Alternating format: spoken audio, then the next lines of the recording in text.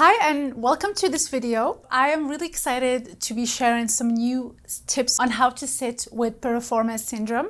So I want to create this video series to show you how to sit on a desk and also how to create or build a stand-up desk. So I'm going to have two parts of this video. The first one, I wanted to share some amazing tips that I've used throughout the past years to be able to sit and do my work without triggering piriformis pain and without irritating the piriformis.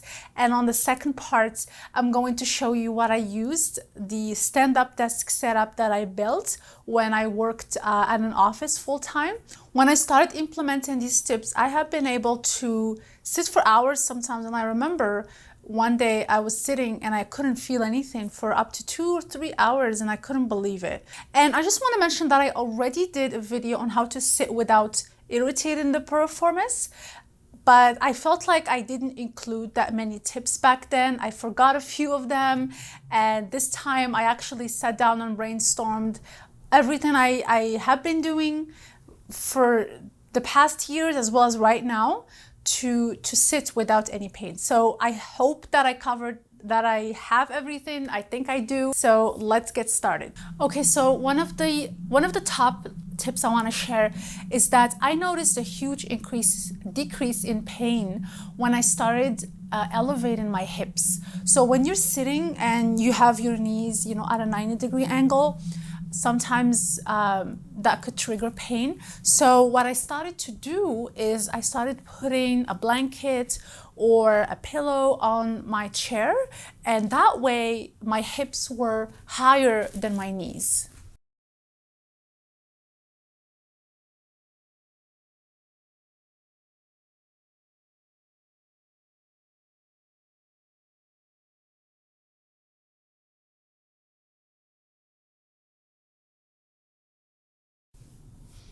So as you can see here, it's not a huge elevation. My hips are higher than my knees. And just by making this really small change, I would always feel such an amazing relief.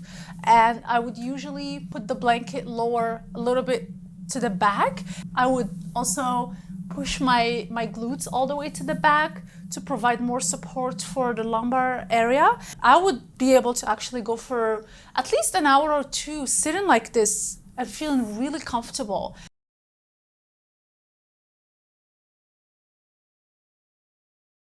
Just this trick has helped me, and I remember I would be working on my blog at home and just typing for a long time, actually feeling really comfortable. And one very important thing I want to mention is we had this office chair that was supposed to be ergonomic and that was meant to help improve your posture, but I would actually get in pain from it because I would sink in. So when I would sit on that chair, my hips would actually sink lower than my knees, and it would always trigger pain. So just one thing I want to mention, sometimes really expensive chairs can not be good for piriformis syndrome. So make sure to avoid any chairs that when you're sitting on them, they're really soft and you kind of sink in to the point that you get into that lumbar flexion, and then your knees get a little bit higher up than your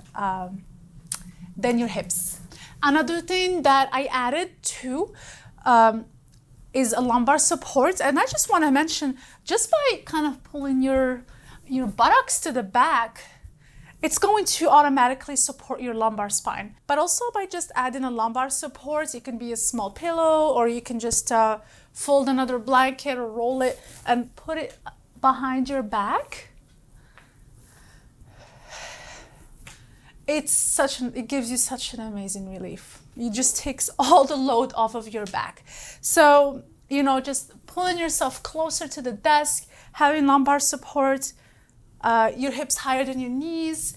There are also some cushions that you can buy that look more, I guess, professional if you're in an office and you don't want to be sitting on a blanket. So I would have the link to that below. I had one that I used for a couple years, and I still actually use it in my car. really great. It just helps to elevate your hips up, because even when driving, I noticed that the car seats, my hips would sink in. And while I don't experience any pain right now, it's just, I don't feel that comfortable. I actually feel more comfortable having my hips higher up. So another tip that I want to add that I shared in my last video is I noticed that when I open my legs up in this position, again, just such a good relief. You feel so supported. So try to open your legs up. So if you're facing the wall, you know, you're working at your job, or if you're working at home, then who cares, right? Like if it looks weird. When I used to work in an office and I would get so much Piriformis pain sitting, I would tend to do a lot of stretches. So in between, you know, every 20 to 30 minutes, I would be sitting and I would be just, you know, stretching nonstop.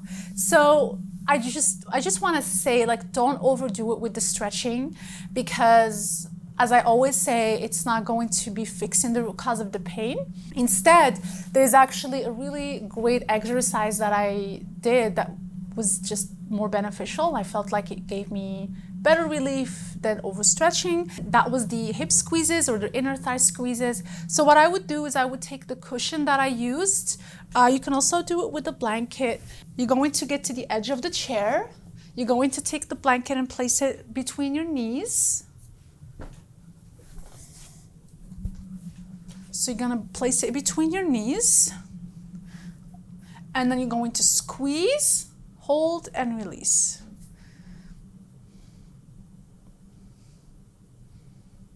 Squeeze, hold, and release. Make sure to keep your back straight and keep breathing.